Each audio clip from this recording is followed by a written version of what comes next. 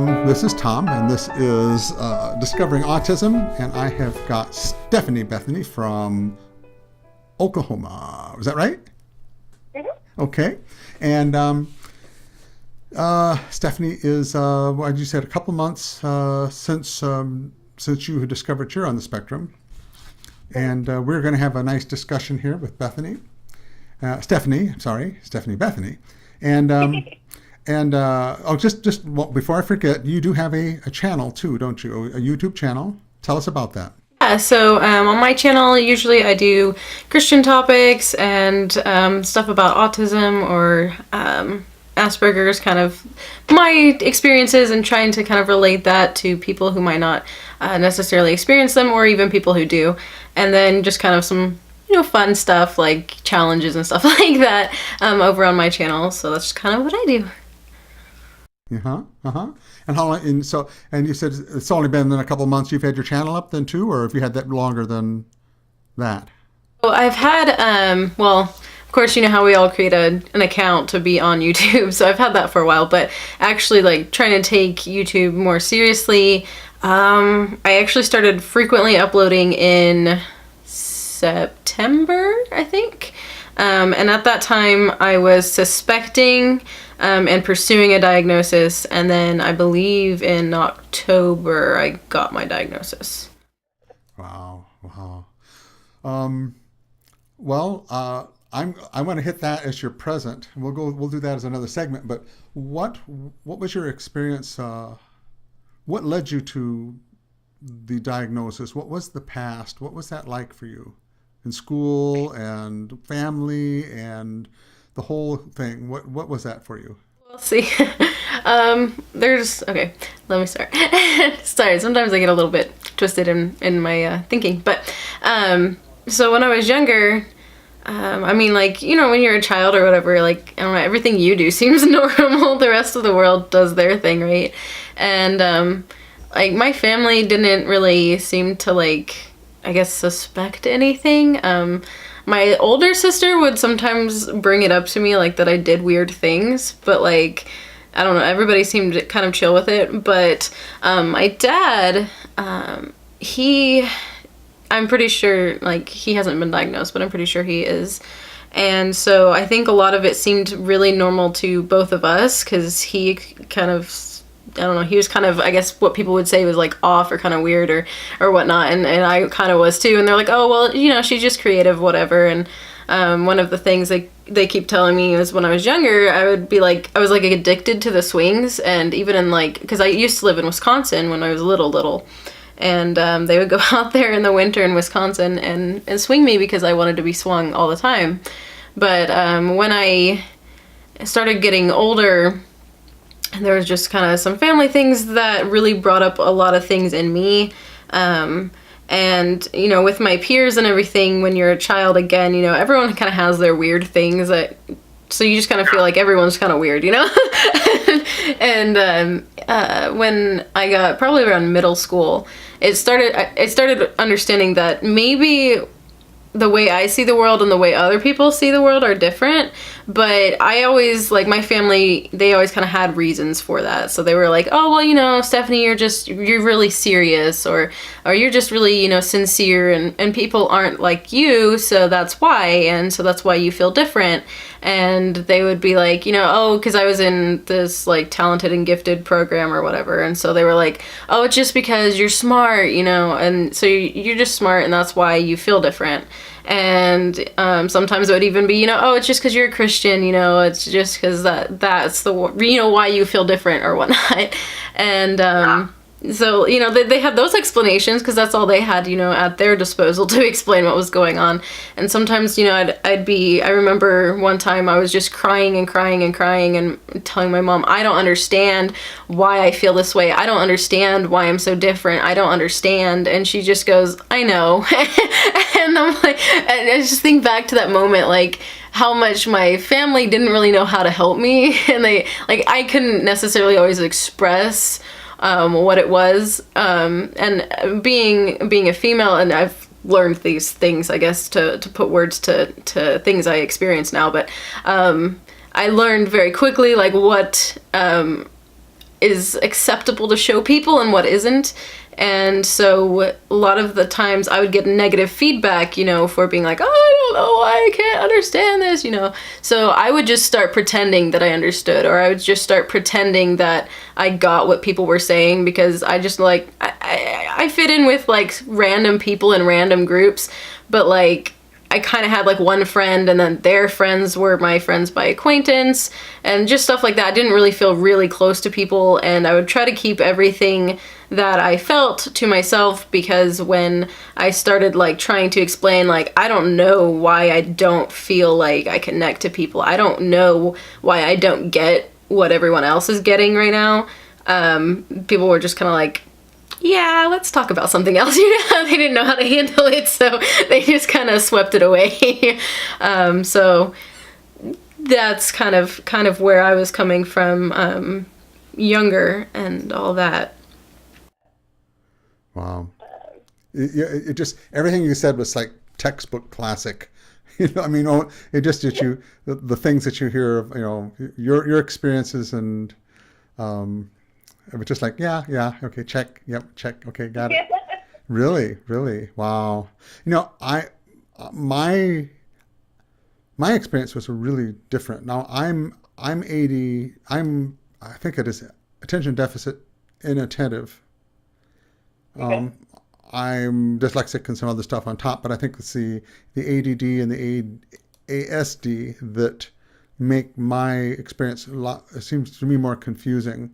But well, I talk about myself a lot in the videos. I don't want to do that too much. Do it on and on, because people go, oh, okay, yeah, we've heard this before.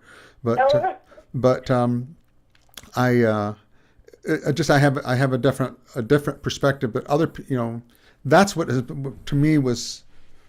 I mean, I didn't have a clue. I would never have guessed autism.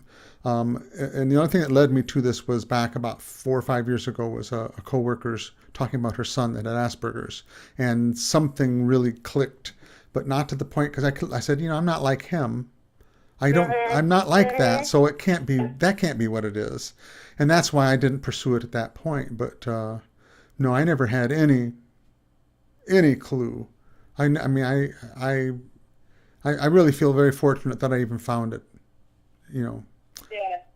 Yeah. With, you know, as in like, you know, heading towards, you know, finding out and all that stuff, like, it was weird, because like there's a lot of things, you know, now, like reading about it and learning about it and all that kind of stuff, like you start to like, oh, this has a name, and all that kind of stuff. But like, I didn't think anything of, like, for example, spinning in circles. Like, I legitimately thought people did that in private and were just too proud to do it. And I was just like enjoying myself, and everyone else was being stuck up. Like, that's what I genuinely thought. Like, so I didn't think like I didn't realize a lot of the things, but it was just like the disconnect socially and emotionally with people sometimes that really got to me. But it was like, I remember hearing about Asperger's when I was in school, and I remember thinking like, that is something like really severe, this horrible thing that happens to people. I don't know, like I didn't really get a real good understanding of it. And then after a while, as you know, become an adult and you compare it to maybe what your family says they experience and what other people seem to be experiencing, and realizing like something's not clicking here. So for me, I was like looking into different things. I looked into like, well, first thing I found was like the MBTI personality types, and I was like, well, maybe it's just because it's my personality. And I don't know if you know anything about the MBTI, much about it or anything. Do you, or? Go ahead. Oh, so I was just wondering if you're familiar with the MBTI, Myers-Briggs personality types at all, or? I don't think so. I mean,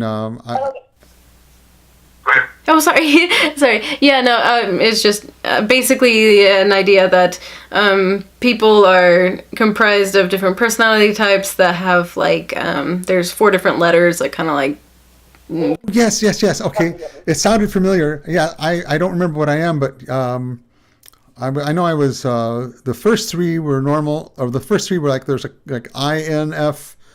Is that right? And then the last one, Either a J or a P. say, I didn't hear you. Yeah, the last one would be either a J or a P.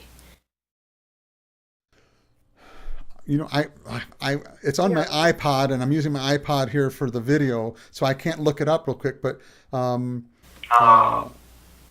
just I don't remember. I didn't. I found it interesting, but I didn't like oh wow, this is what I am. But but it was pretty accurate. I will say that. I was surprised. Yeah.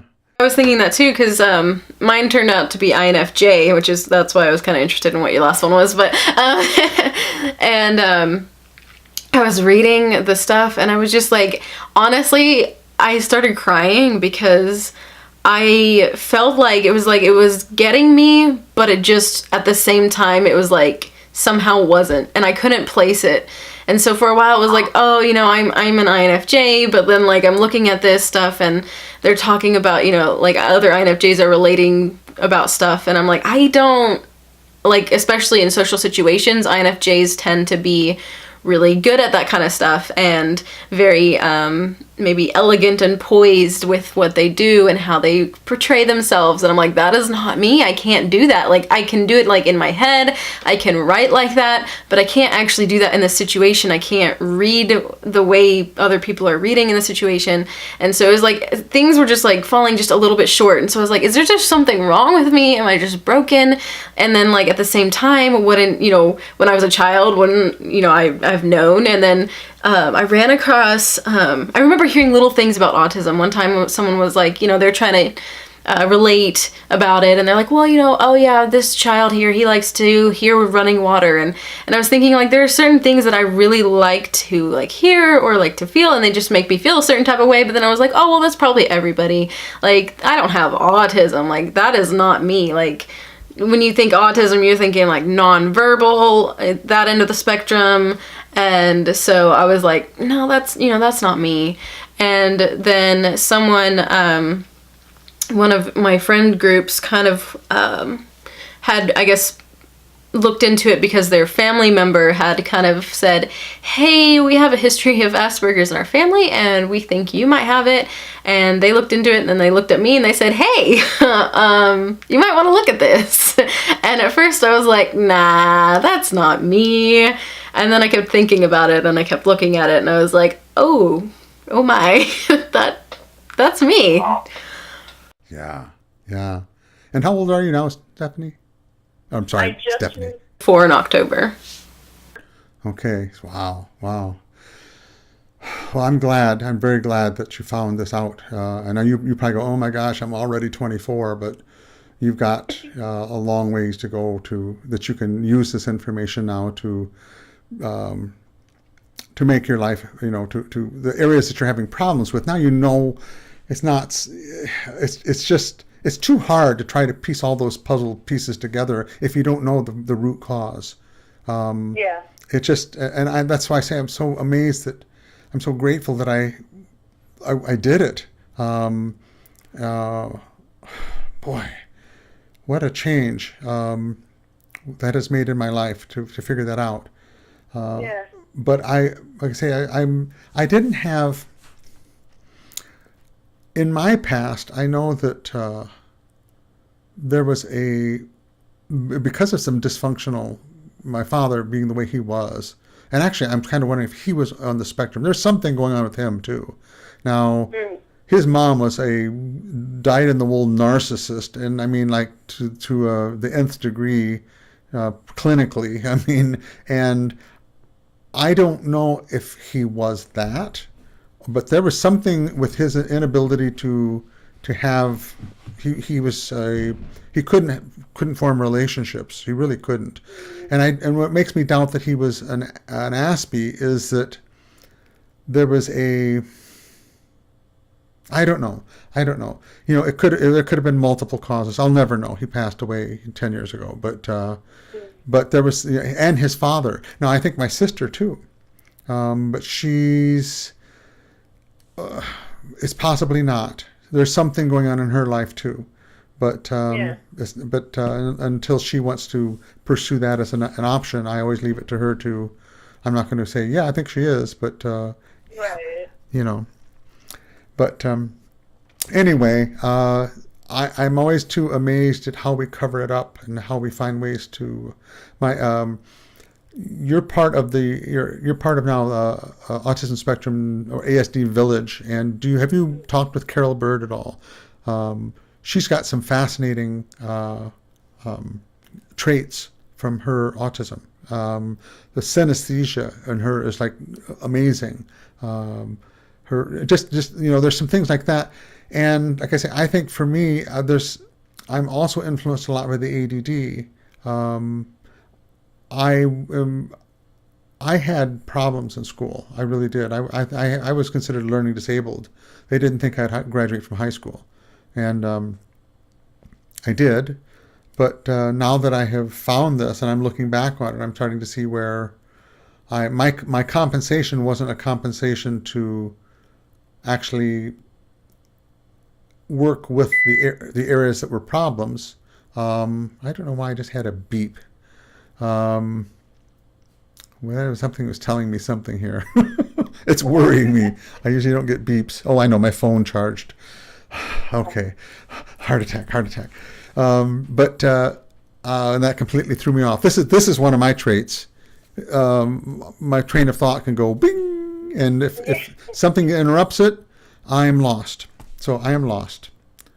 Makes an interesting program, though. So, okay, we'll start over here. This is Stephanie Bethany.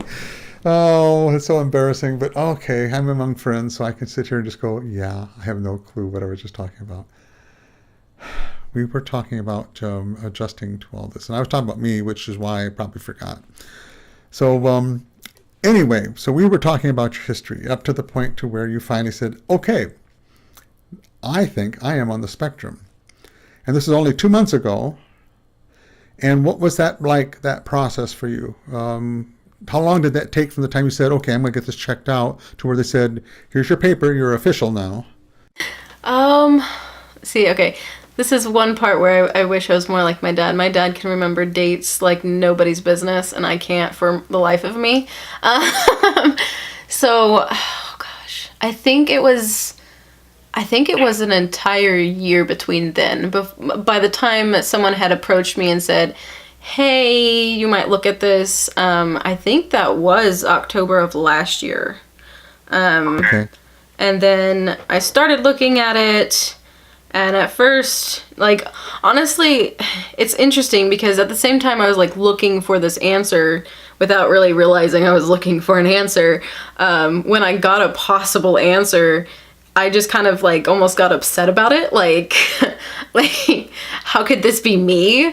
I don't know why. It was just really weird.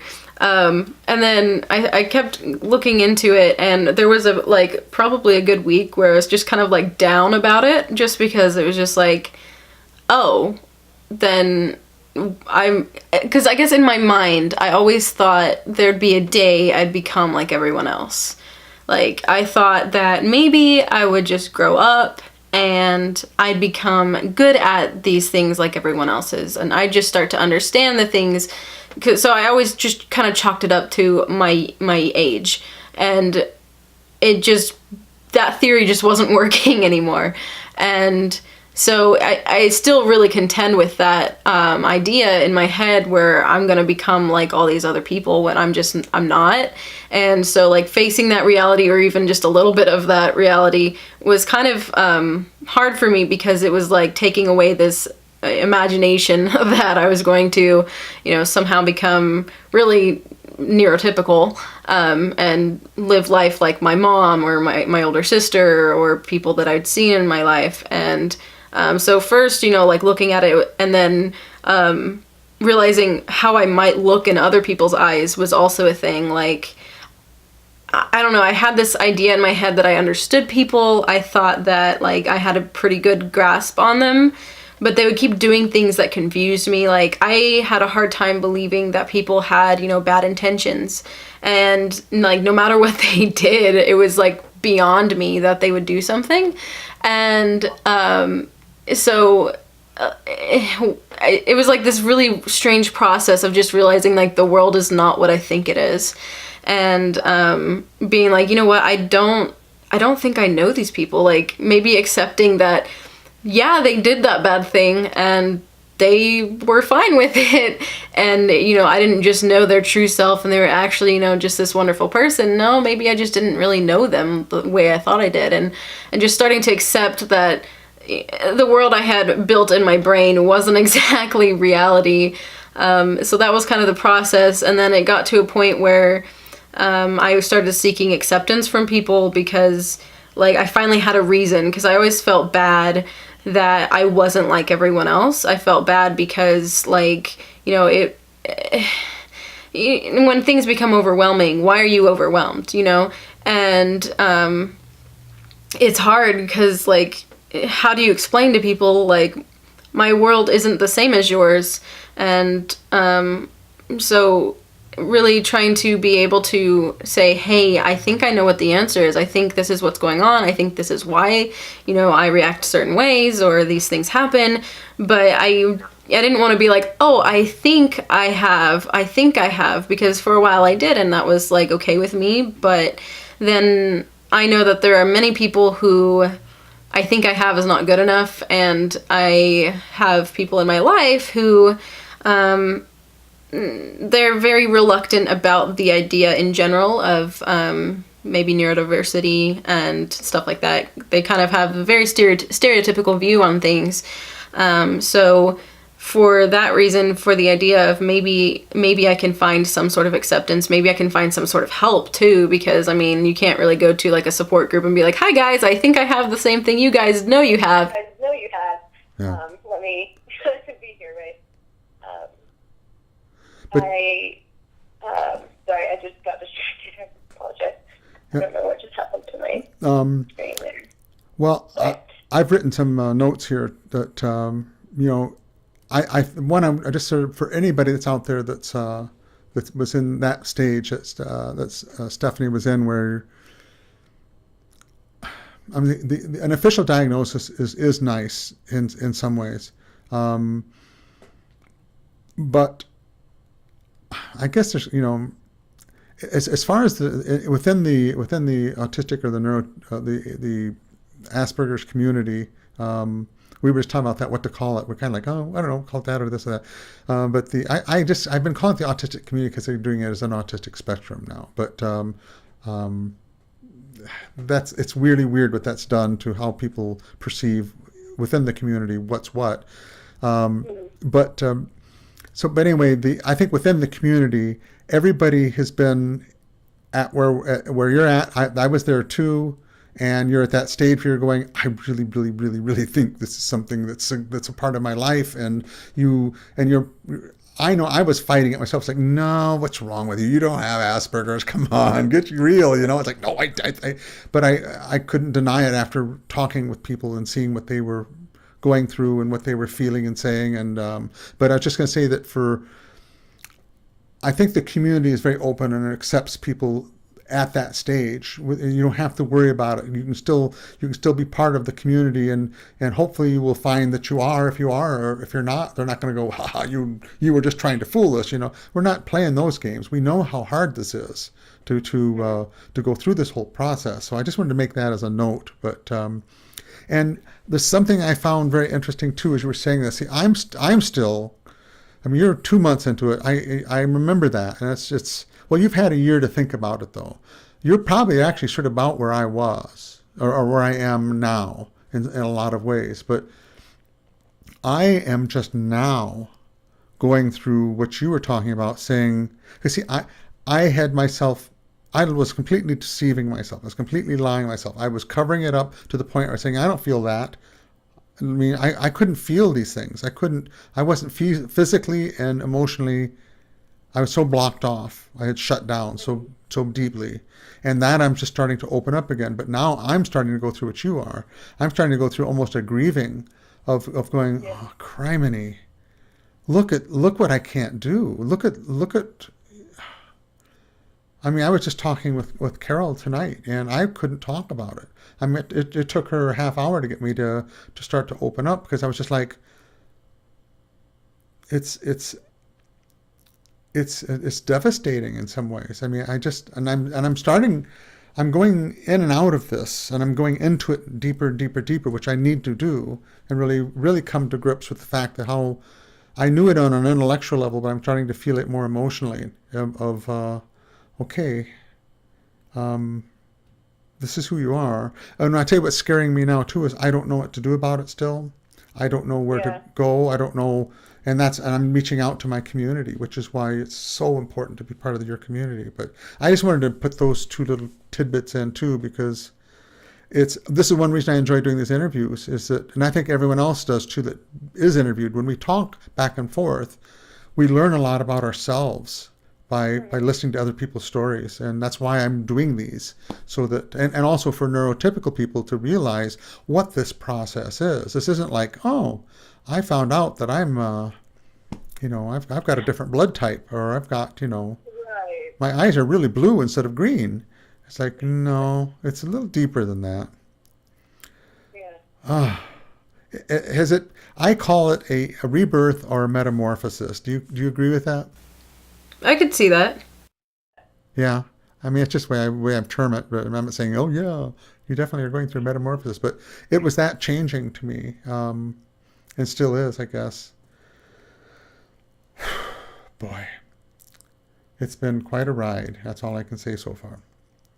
But I'm so glad to have found out this part about me. It's the first time I have felt peace in who I am. Is that how you feel? Yeah, because going back to the whole personality types, that like I was trying to find something, but like I didn't feel a peace about it. Like I was like, well, that explains it. That explains it. And I try to like brush it away, but like it didn't. And when I really, really looked into, Asperger's or high functioning autism, whatever you want to call it, it was there. I was like, this is what I've been looking for. This is what I've been trying to figure out this whole time. That to me is that piece that you are describing there. But what I remember it specifically that this I embraced this. When I say embraced it, it hit me that this was it, at least at a subconscious level. I mean, I think my intellect was like going, come on, no, this is it, isn't it? But at another level, it was like, this is it. And that was when I was online, and as I say, I started seeing what other people were saying about it, and just saying, this is something that I have tried to express. I've been looking for. I mean, this was just, when you find it. When you find it. Yeah. Still amazing to me to think of that moment. Mm-hmm. Okay. So, where are you, what has it done now to your life? What are you actively doing? I mean, do you still doing a lot of research on this? Are you you're talking with a lot of people in your community? What's helping you? What's your path going? What's your journey now?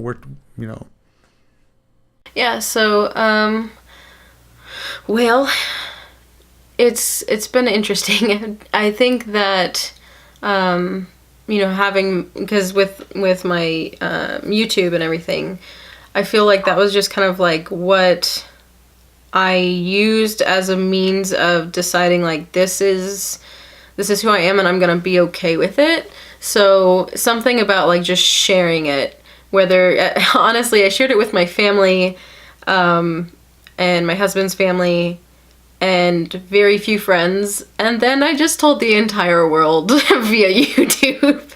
And I don't know, I'm trying to be determined to accept that this is who I am, and that it's okay. So for me, like, I still have those moments where, like, oh, I'm not gonna be so-and-so, or I'm not gonna be what I imagine myself to be.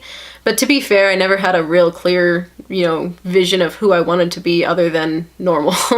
But understanding like, my whole life, like I can't change, what I have. I can't change the way my brain works, and why would I?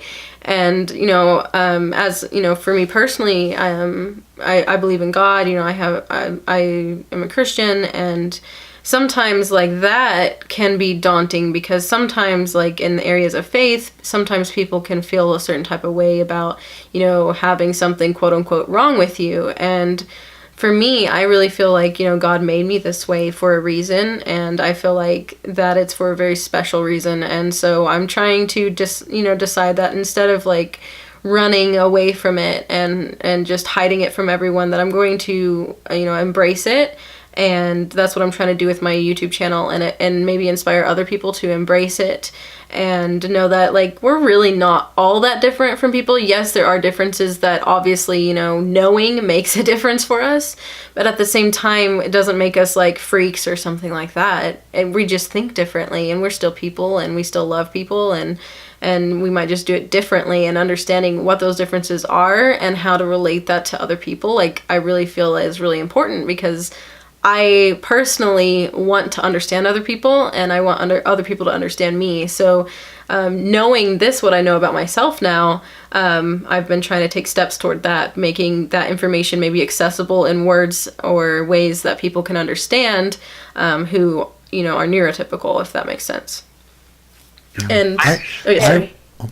Go ahead. Go ahead. I sort of stepped in. Okay, sorry. I realized that I had another thing I was going to say right in the middle of what I was saying. Sorry. And other ways that it's helped me in knowing is understanding like maybe what's going to trigger a meltdown, or why I get upset at certain things, how to try to avoid those things, or work around them, or even understanding that like some things I reject immediately just because it's change, not necessarily because it's bad. And to understand that like I need to take a minute to understand like it's okay that something's changing. Is it actually bad, or is it just because it's changing? So like things to start to try to apply to understand like this is why I get overwhelmed, this is what I need to do about it, so I don't have to live life like in these crazy roller coasters as much. I'm not gonna say like it all magically fixes or anything like that, but I do feel like there's just a lot more understanding too with the storms that come, and kind of how to brace for them instead of just be swept up in them, if that makes sense. But yeah.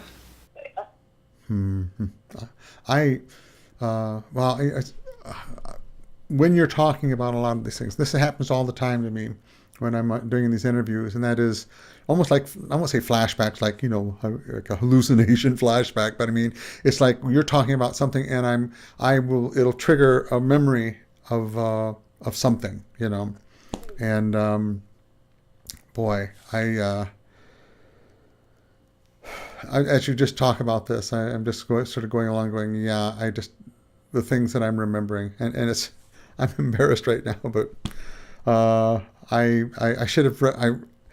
I'm kind of so distracted. This is a terrible thing for a person on the spectrum to try to be doing, because I am juggling 50 million different things. I'm looking at meters, I'm looking at time, I'm looking at, and then I'm trying to have a coherent thought about what you were just saying, and it's like, boop, it gone. It's like, oh.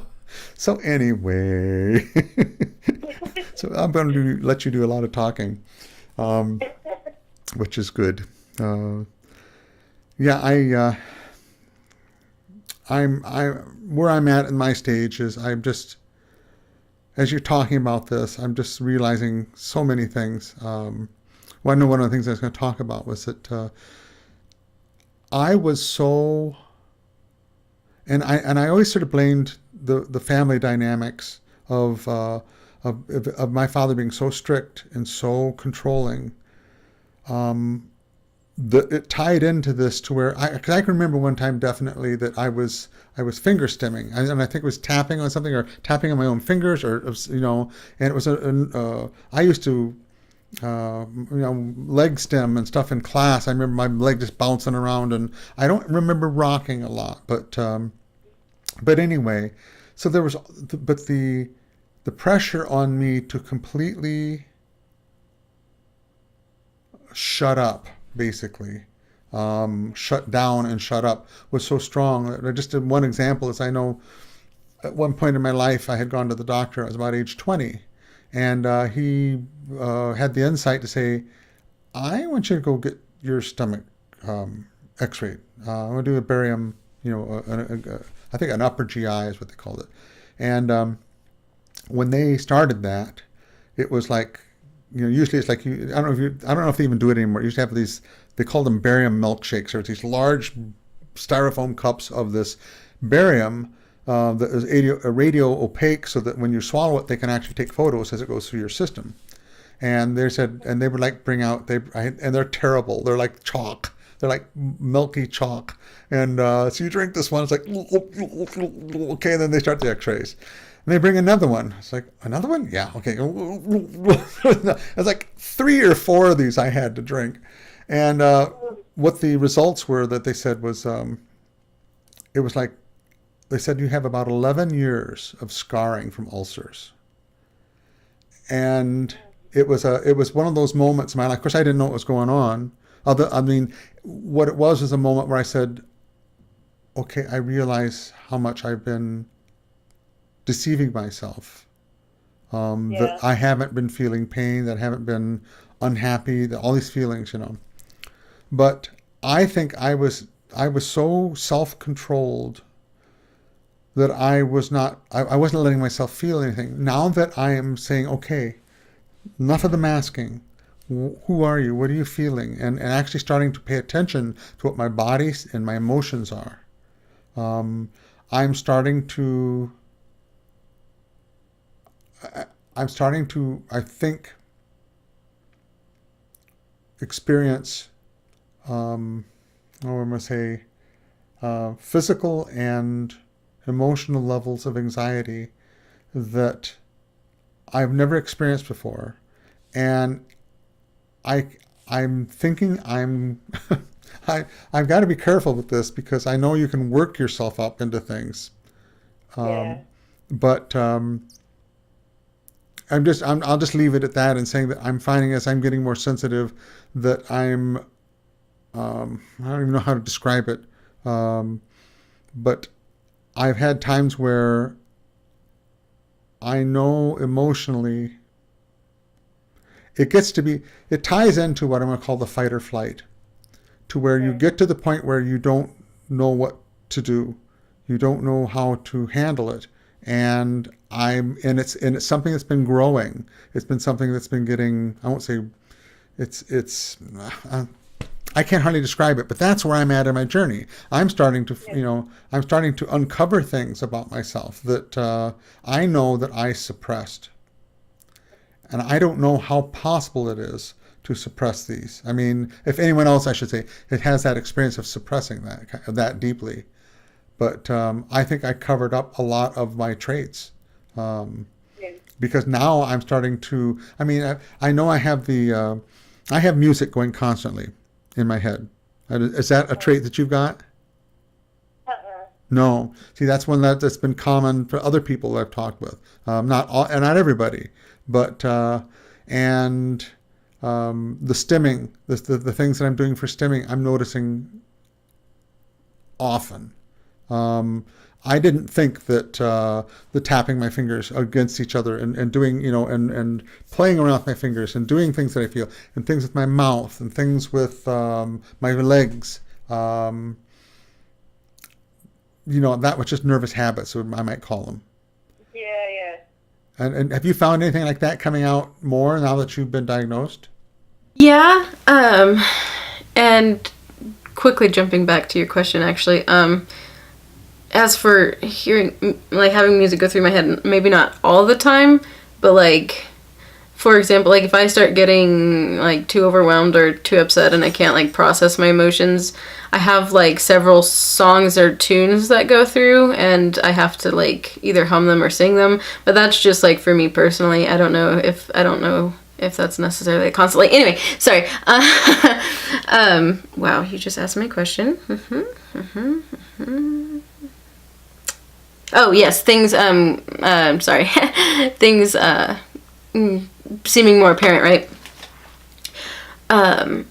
As well, I think it's also like twofold, because one, like, I think I'm obviously like more aware that these are things. Like I said before, you know, like things have a name, you know, like doing this is called stimming, you know, like these things have names, and it's interesting. Just like if you ever if you've ever gotten like a new car, or if someone in your family got a new car or something, or you're interested in a car, you start to see that car like everywhere you go when you're driving or whatever, like because you start to like actually pay attention to those things that you thought were just like there, or they were just in the background or whatever. I think another thing that I've also noticed is a lot in my life, I've dealt with depression. And I think what would happen a lot is, to avoid the overwhelm, I would just go into shutdown, and I would shut down, and it would be both shutdown and depression. And so like when I would shut down, the depression would like take over, and that's just kind of how it was. So I didn't have to like maybe engage as much with the world, if that makes sense. And I've been kind of talking with a counselor and everything like that, and going about methods of dealing with that. And I think dealing with that and dealing with like anxiety and stuff has definitely like opened up my awareness of the world around me more, and has definitely led to overwhelm and things that I usually maybe previously had gotten more used to.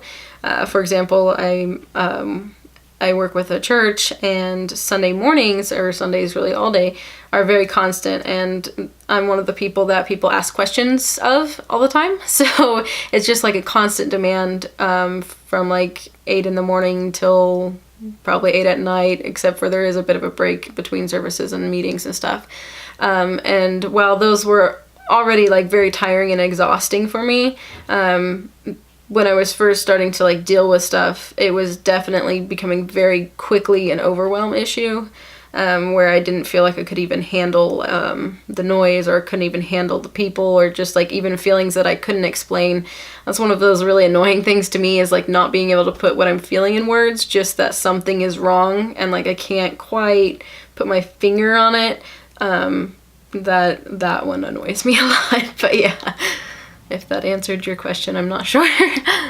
No, it did, and I'm thinking about.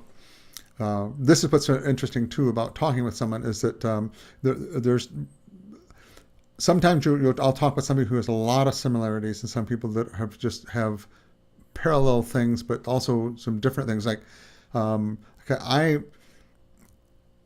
I don't know if I've had. I don't say I've ever had a meltdown. I've had some bizarre. Okay, for me.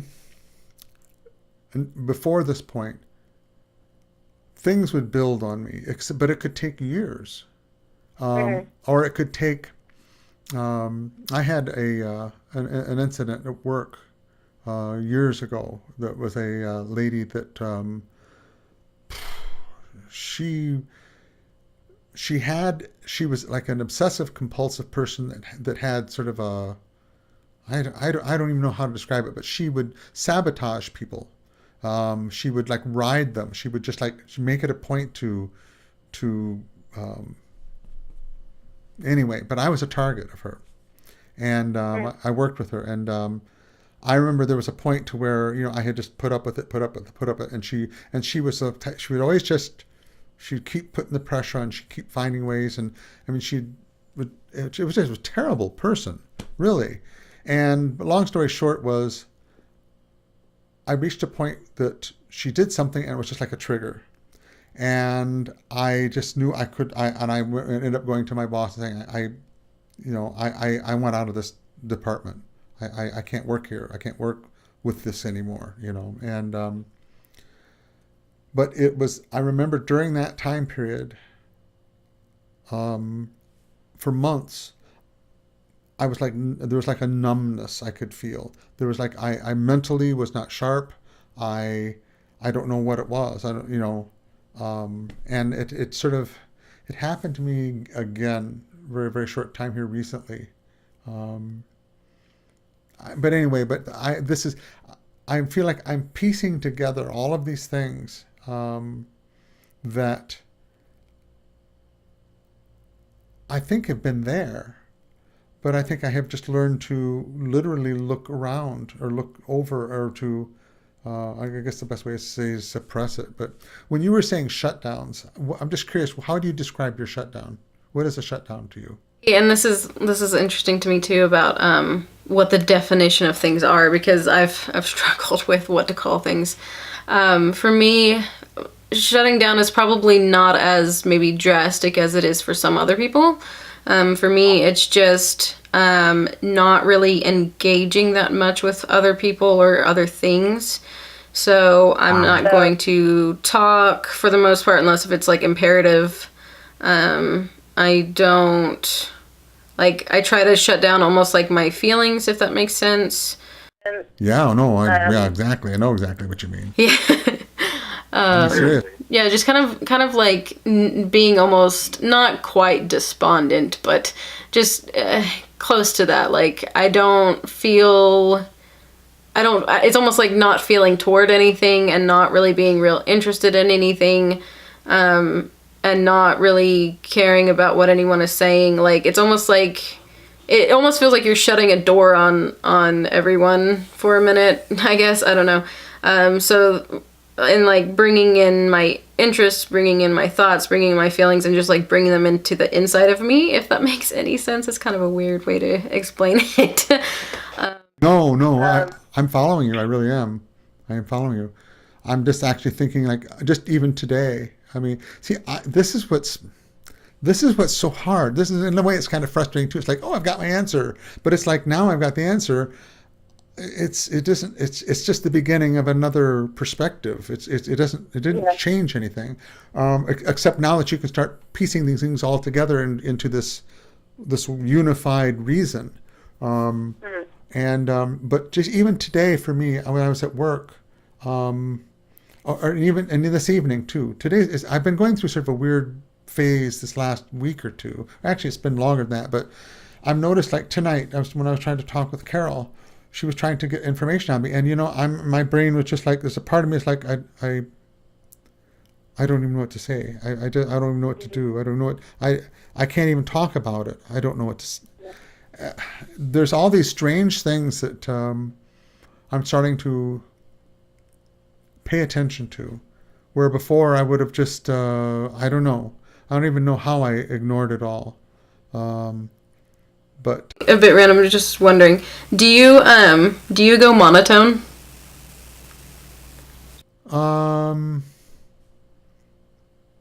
Give me an example. Try to duplicate what you mean.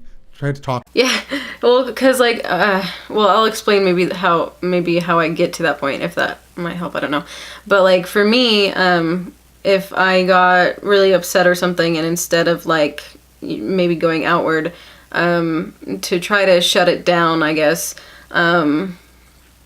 it's almost like my actions are very almost muted, and then whenever like people are talking to me, oh my gosh, I don't know if I can like actually replicate it, but it's like, instead, you know how you hear the inflections in my voice, right?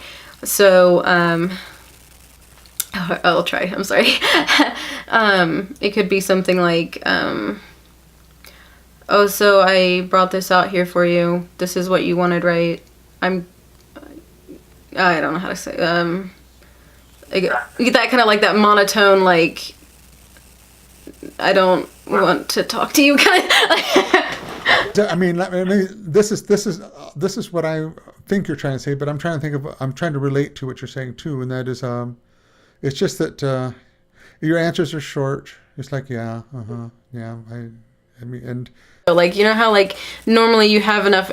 It almost feels like this, like you have enough energy to put different sound to your voice, right? Like the inflections in your natural voice, and then it almost feels like there's not enough energy to even do that. It almost feels like, to me personally, but I don't know about you.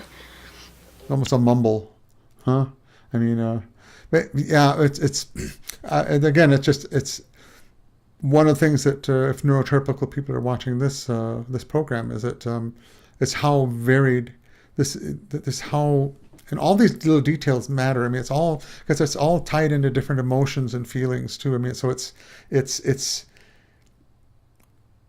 it's something I think we can talk about and relate to together, because we realize that what we're experiencing is the same cause, but manifested in different ways. And so that's I'm actually just really this is what I would love to do, is just sit here and I could talk for hours on this, because it's like, would you do this? Do you do that? But and it's hard too. It's very hard to do this alone. It's very hard because for 59 years, I was either covering it up or misinterpreting it, or purposely misinterpreting it, and so that you start eliminating this is what I'm really feeling from, and it's just it's what a process. And you do this with every memory. I mean, I have 59 years of things I did in college, things I did in school, things I did in relationships, things I did in family, things I did at work, things I did, and all these things start coming back, and you're going, oh, or oops, or, like, damn. Really, sometimes I wish it's really weird, but I guess I just don't like disappointing people. And so, like, now that I know, there are days like I have this mental conversation with my like former employers or people I worked with. Of course, I don't actually talk to them about it, but in my brain, I'm just thinking like, oh, I didn't mean to do these things. I didn't mean to like upset you. I didn't mean to like fail you in these areas. I just have autism and this is why. And like sometimes I just wish I could explain like I didn't do this on purpose, because sometimes I feel like people think like our shortcomings are on purpose and it's not. And sometimes I just wish I could go back and like explain. I don't know. It might be kind of stupid, but I was so controlled. I mean I basically just didn't respond. I mean, there may be a part of me that was angry, but I never showed it. I never really even acknowledged it myself. I mean, it was like it's almost a schizophrenic. I mean, if somebody said you were schizophrenic, I might go, okay, I guess that makes sense. I mean, it almost feels like I was that disconnected from myself. Yeah. And I would love to try to find somebody that was like me, more like me, because I want to understand if this is, because if someone else experienced it, it somehow validates it. Yeah. Otherwise, it's not, because did you ever think you were crazy? Tell me I was crazy too, because I'd be in a relationship, or I was in a relationship with someone, and I thought that meant that I should tell them literally everything about myself. And they were just like, no, Stephanie, you're crazy. What do you think? Like, what are you talking about? That's just crazy, Stephanie. And so I believed that too. I was like, I'm just crazy, I guess. I don't know. Like, I don't know anymore.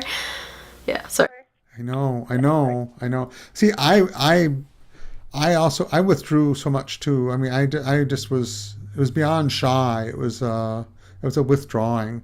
It was, I mean, I just, but I was just thinking, I was laughing, this taking things literally. I just did this a couple days ago. That actually, Carol posted it on YouTube or on our Facebook page, where there's two stories I got to tell. I'll tell the one I'm going to probably forget last, or first, or whatever. But I remember as a kid, I used to love aircraft, and a friend and I used to, I was actually a pilot, so I had a reason to be even more interested in aircraft. But this was even in high school, I was flying.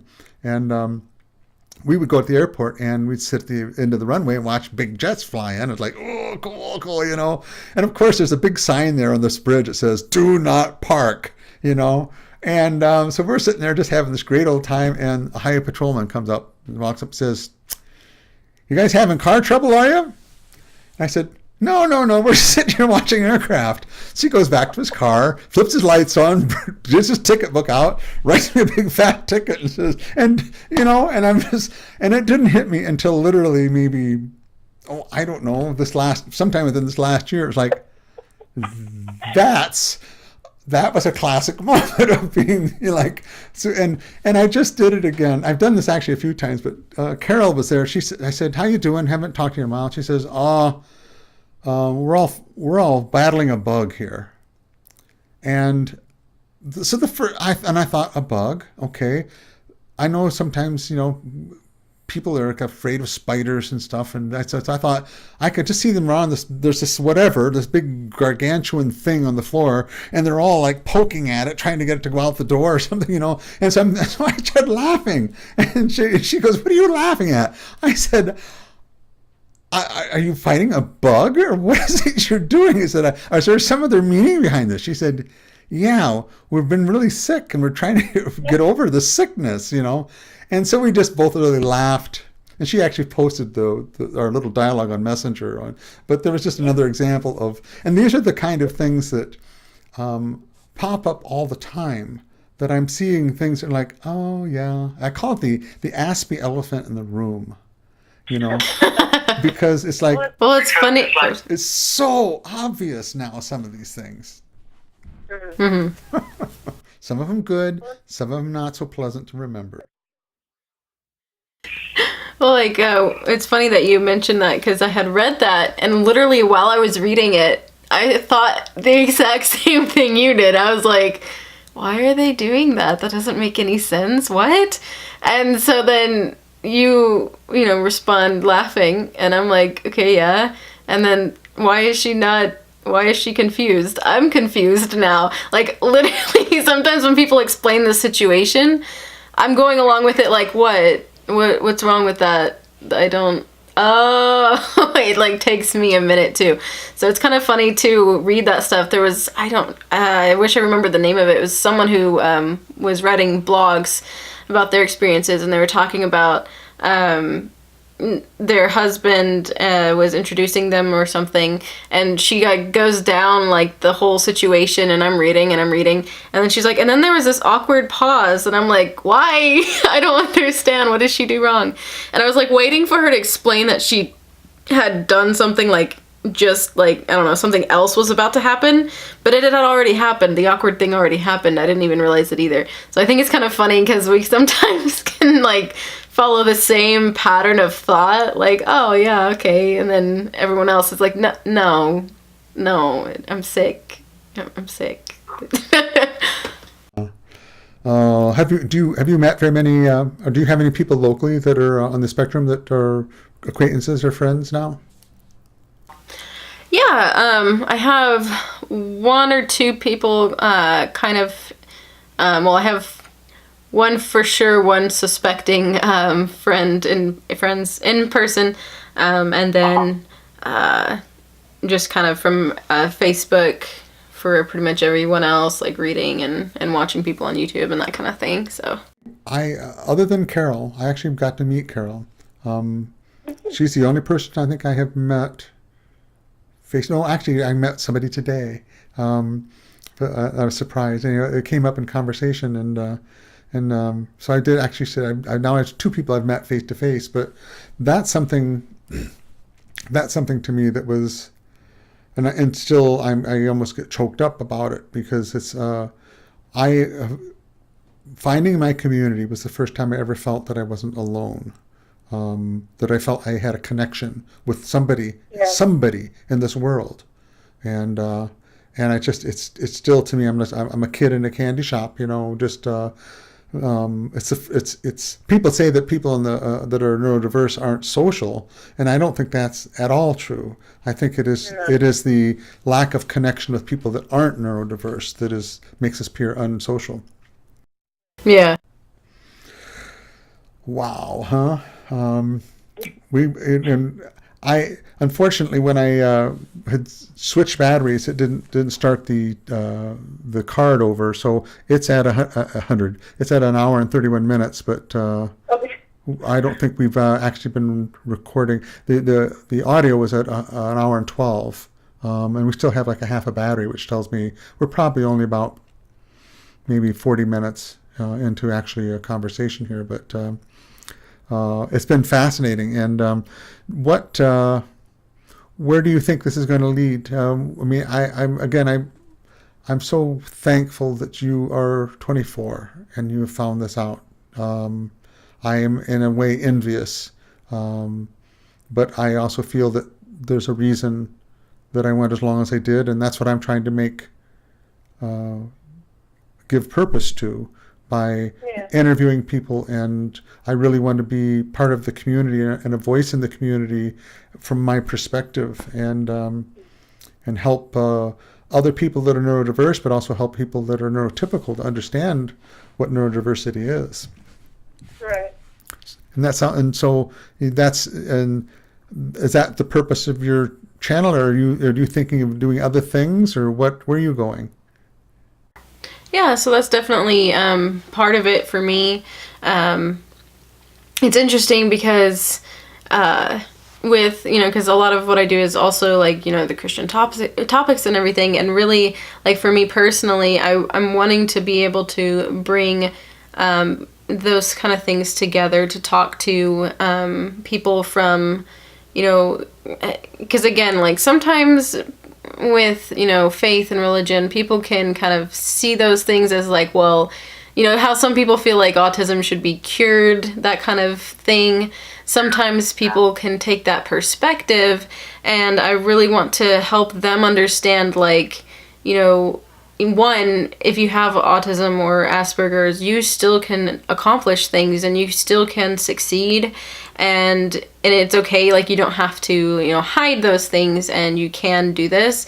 And I think that I really want to be able to be a voice, in that particular community, to be able to say, like, God is doing things through me with Asperger's or with autism, and he can do the same through other people. Like, those people aren't, just on the sideline. They didn't have enough faith for God to, heal them of this or whatever. We're just thinking differently. God, made us to think differently and to see the world differently. And he made people so different, and that he would have glory through those things. So to me, that's really important. And then even just to people, who don't believe that way, that's fine. And to just, help them see that, even we can succeed in these things. And I really want to try to come at it, because when I was starting to look into high functioning autism, Asperger's and stuff, I was met with a lot of words that I didn't understand, and a lot of lingo that I still kind of don't understand. And so I want to be able to bring that to people who are, searching, for themselves, searching for other people, or just, who want to know about it, and to make it plain for them. I think I do need to be a little more clear, though, because I did a video on what is stimming, and I tried to kind of help people understand that technically a lot of things that people do that they call like nervous tics or whatnot can be considered a stim, even though technically stimming is supposed to be the like more socially inappropriate, maybe more extreme things. And so then I had a lot of people so I was just trying to get them to relate, like, it's not that much different from me like flicking my fingers versus you twisting your hair, so that people don't think that, there's this giant divide and we're all just crazy people or something. And I was just trying to get them to relate. And then one of my family members was like, I do that. Does that mean? I was like, no, that doesn't, just this one thing does not mean that you have it. Okay. So I think maybe I need to work a little bit on my message there, but I'm trying to bring it down to where it's accessible for people to understand, and it's not just like caught up in this very, and I know people can be very specific about the language that they use, and I understand like appreciating the importance of certain words and such. But I think for people who aren't maybe really well versed in that community, it can be kind of daunting, I guess, and almost feels like you can't touch it because, you have to say things a certain way, you have to know what they're saying and stuff like that. So I don't know if that made any sense, but just making it more accessible for people to understand, and if that makes any sense.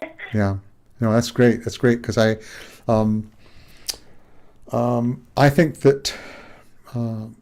think that we as a community, and I'm going to say the neurodiverse community, we need to understand ourselves better. Because I really think that these are all my theories that I'm coming up with, is that the whole neurodiverse world has evolved to support the neurodiverse the needs of the neurological needs, and our needs are different. Fundamentally different. The whole idea about like stimming why we stim, and that's what separates a person who taps their fingers from a person who's stimming that's autistic or neurodiverse. I mean, it's like Right. I mean, and I had a question for you. Let me finish this thought. But anyway, I think as a community need to know ourselves, know what that environment is that we need, so that when we are saying we need accommodations at work, at everything, that we know ourselves. And well, I mean, it's just, I think we're at a stage of development as a community, because I think there's a point we're going to be more become a needed, necessary, and respected part of society, because I think of what the gifts that we're going to be able to bring, that we already have been. I mean, if you look through history, the Mozarts and the Einsteins and the Thomas Jeffersons and the artists and all these exceptional moments in time almost that these people have brought, that 99.999% of that is being wasted because it's people who are still trying to deal with an environment that doesn't support their needs. Right. That's just a weird theory of mine, but I think there's more fire there than smoke. I wanted to ask you about stimming. This is something I found out because as I was thinking back through my past, and I was going, yeah, I remember my legs just, and I always considered that almost like I was embarrassed at. I used to twist my hair. And I don't remember rocking. I don't remember specifically rocking, but I tried that. I mean, I was like, I can't even get my leg to bounce like that anymore, And now that I'm not self-conscious about it, or now that it seems like I've gone to a stage of acceptance of what I'm feeling, I do that a lot. And I'm doing a lot of mouth stems. I'm constantly doing things with my lips. I'm doing a lot of more hand stems. But this is one of the things I was going to ask you. Rocking. While I was actually trying to do leg stems, and I was saying that I was rocking a little. I'm going, well, I wonder if I did actually rock. And I started to rock, and it took me about 2 seconds to realize, oh my gosh, this does something neurologically to me. This relieves a level of stress. I mean, it's and I always wondered if this is something that a neurotypical person feels. The same thing with hand stems, the same thing, and I've even tried hand flapping. Okay, when I'm really stressed, I can do that, and it's almost like I can feel something neurologically happening to me. It's almost like a release. That's all I can describe it as. It's almost, and I can rock, like I could sit here and rock, and it is just like, it's very pleasant. I feel a whole. It's just like, and it does something to me. I don't know if you feel that. I don't know if you've explored that. But I'm wondering if that's just like, okay, yeah, you've made this up. I mean, you may feel it, but everybody feels that. That's why there's rocking chairs. Everybody feels some sort of a relief from rocking.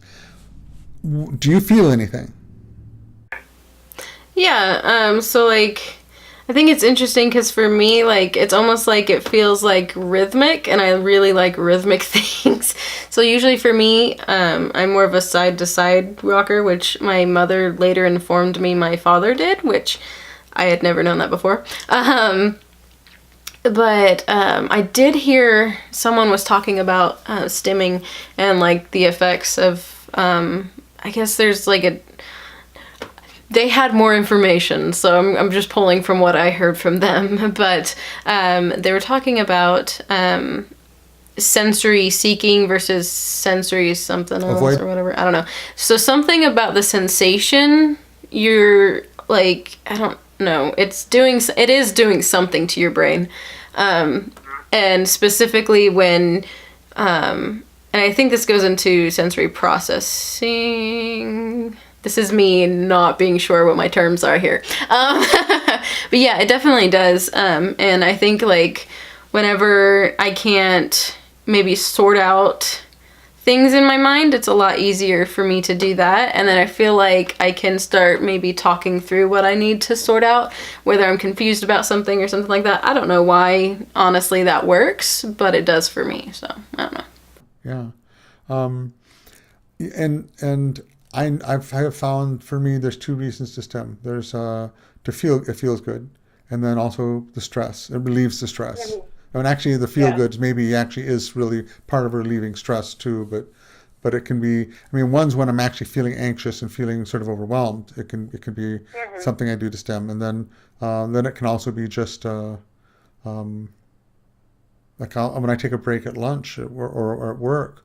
A lot of times I will rock, and it was just it's just a way to. It's like a meditation or something. I don't know. It's just like it's something that centers. It's something that because I have carried a horrible amount of stress. I mean, body and emotionally, and that's one of the things I've realized. And I think that's one of the things that actually sort of led me to finally. I think I've heard of autistic burnout. Now I've heard that in two different ways, and it's sort of I'm not sure now. Originally, the way I heard it was that you reach a point of masking and trying to cover up that you can just no longer keep up the facade, and that you start that the autistic traits or the way their expression of them can no longer be ignored and suppressed. And I've heard also that is just is a burnout in the sense of almost like a meltdown kind of a burnout. I don't know. I mean, this is what I think we may have been talking too about, trying to get definitions, more clarity out about things so that people can learn about themselves and what, and they're all interpretations. I mean, at this point, that's what I was just talking about, the community sort of helping to define ourselves, because it's such a complicated topic. Yeah. Wow. Are you burned out? Speaking of burnout, is your mind about burned out now? Are you feeling okay? You feeling good? Yeah. Okay, good. Well, we've been at it quite a while here, and this will be enough to edit. We can always do this more here later, okay? If you feel so inclined. I will probably have to go through this, and like I said, I'd like to try to break it into parts, and we'll see how that works. But is there anything else that you would like to add at this point? I don't think so. Okay. Well, this is again Stephanie Bethany, and I will put your information about your channel on this posting. And if there's anything else, if there's any photos of yourself or anything you'd like to send to, please do. And I will get this edited up, chopped up, and this long of a program actually might take a couple of days to download. Yeah. So unless I do really crappy quality, which then only takes a day. Okay, Stephanie, thank you so much for joining me, and it's been great talking to you, and I hope to talk with you more, even if it's just casually on the phone. There's a lot I think we could share and learn still, and or it'd be nice though to share it though and do another interview. So thanks again. All right, thank you so much for having me on your channel. Oh, my pleasure, totally. And again, everyone, thank you for joining me on my ASD journey, and this is Discovering Autism. So we'll talk with everyone later.